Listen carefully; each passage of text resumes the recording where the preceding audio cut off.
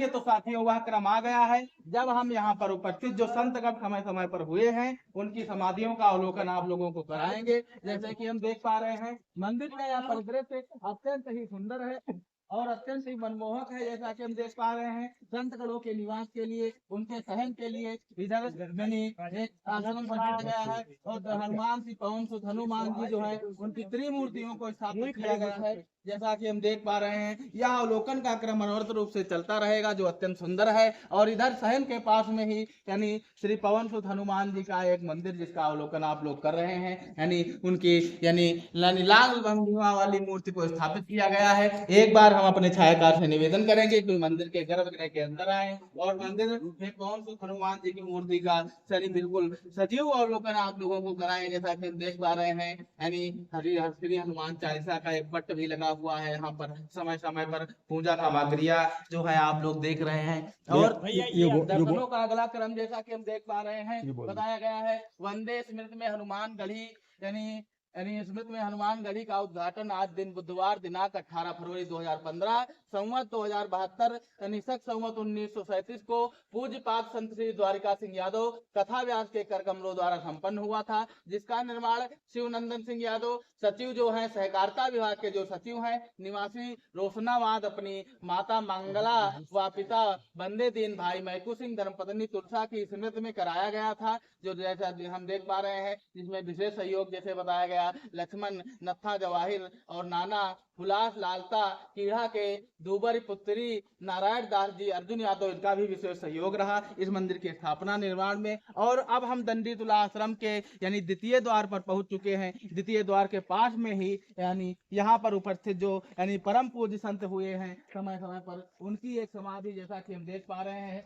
यह समाधि यानी श्री 108 गुरुचरण दास जी बाबा जी जो है यानी उनकी यह समाधि है जिनका यानी निर्माण जो है सन 1960 को हुआ था। इस समाधि को निर्माण में श्री मोतीलाल यादव इंद्रपाल यादव के कमरों द्वारा इस समाधि का निर्माण दिसंबर यानी बताया गया दिवस 22/9/2000 यानी 22/9/2015 को संपन्न हुआ, जिसको हम देख पा रहे हैं। स्थान जो है यानी दंडी तुला बाबा के निवास यानी नाम से यह प्रसिद्ध है। श्री गुरुचरण दास जी महाराज जी जो है बहुत ही सिद्ध संत यहाँ इस आश्रम के रहे जिन्होंने इस आश्रम कर सेवा दी, भगवान की सेवा दी। जैसा कि हम देख पा रहे हैं दंडी तुला आश्रम का जो द्वितीय द्वार है वो इस समय उसके निर्माण की प्रक्रिया लगभग पूरी हो चुकी है। अब इसको शिल्प कलाओं के द्वारा यानी पेंट के द्वारा इसको निर्मित किया जाएगा और ही सजाने की क्रम बाकी है। बाकी क्रम जो है आगे चलेंगे। अब यहाँ पर जो द्वितीय संत हुए जिन्होंने इस आश्रम की सेवा की उनके आश्रम पर उनकी समाधि पर हम आपको ले चलेंगे। जैसा कि यह समाधि जो है दंडी तुला आश्रम के पास में जो रोड है उसके पास में ही यह समाधि स्थापित है।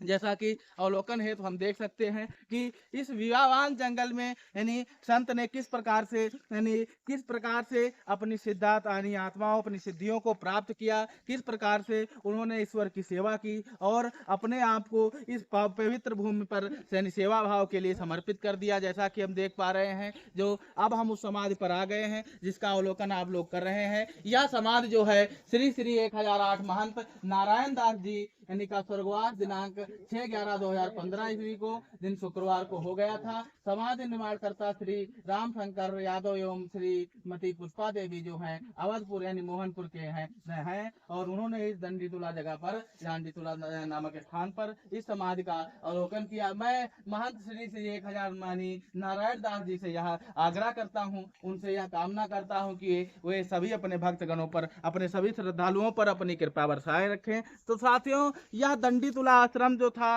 ये दंडी तुला मंदिर जो था जो यानी बाबागंज के पास में पड़ता है जिसका अवलोकन आप लोगों को हमने कराया। यानी पास में जो दंडी तुला सरोवर है उसका अवलोकन भी हम लोगों ने कराया। अब साथियों दर्शनों का वह क्रम आ गया है जहां पर हम मंदिर पर उपस्थित आश्रमों पर उपस्थित जो संतगण होते हैं भक्तगण होते हैं और सेवक होते हैं उनसे आश्रम के बारे में उसके पौराणिक महत्व के बारे में ऐतिहासिक महत्व के बारे में एक सार्थक परिचर्चा करते हैं। तो अब हम उस परिचर्चा में मिलते हैं। तब तक के लिए आप लोगों का हमारे साथ बने रहने के लिए मंदिरों की यात्रा के क्रम में यहाँ तक हमारा साथ देने के लिए बहुत बहुत आभार।